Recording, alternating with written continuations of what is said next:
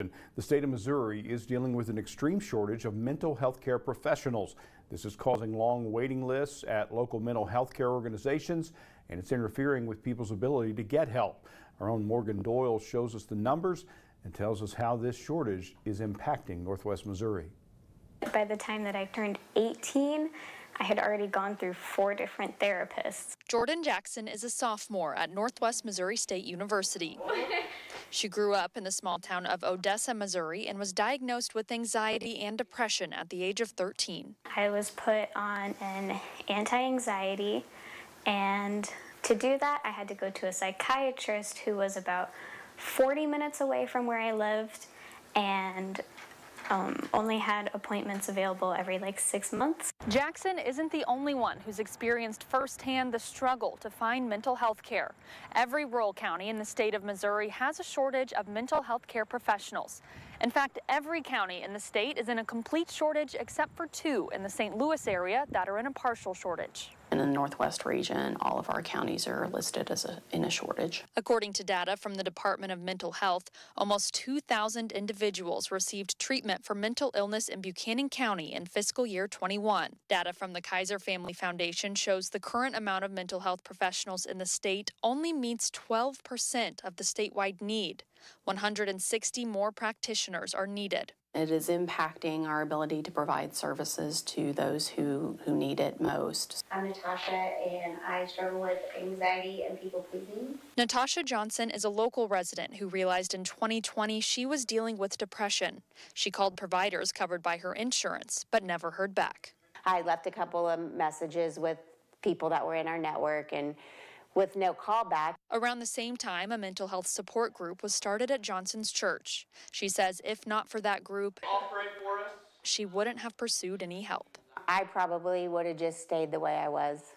Honestly, I probably would have just tried to convince myself that I didn't have anything wrong. When we have this significant shortage of behavioral health workforces, people come in and walk in and say, I need help. And we sometimes have to say, we agree you need help, but we don't have anybody to help you. And as a social worker, that's a very frustrating thing to say. Family Guidance Center co-CEO Christina Hannon says she's been trying to hire a psychiatrist for 2 years with no success. I have been approached by nurse practitioners whom I have not even recruited who want to come work here, but I can't hire them because I don't have a psychiatrist who will collaborate with them. And every time I have to turn away a nurse practitioner, that's 250 people, ballpark, that we can't provide care to. Good mental health care is mission critical. Sisters of Solace is a local organization that serves women survivors of trauma and addiction.